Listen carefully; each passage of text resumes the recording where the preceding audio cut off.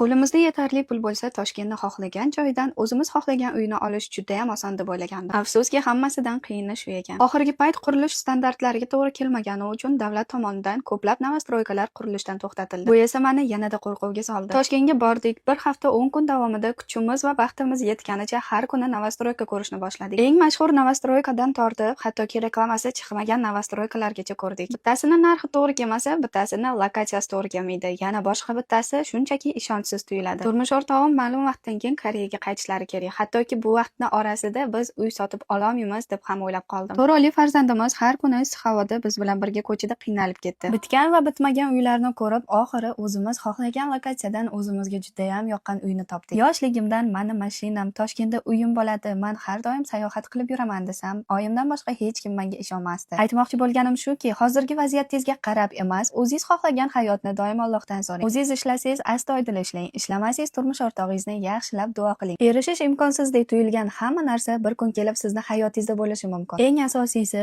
niyatingiz amalga oshganda shukr qilishni unutmang. Uy olganimizga necha hafta o'tdi. Butun umrli orzuyim bo'lgani uchun hayajoni hali ham o'tmadi. Uy olish arafasida yurgan har bir insonga Alloh tez kunlarda shukrlarni nasib qilsin. Keyingi videolarni o'tkazib yubormaslik uchun like va podpiska bosib qo'yishni unutmang.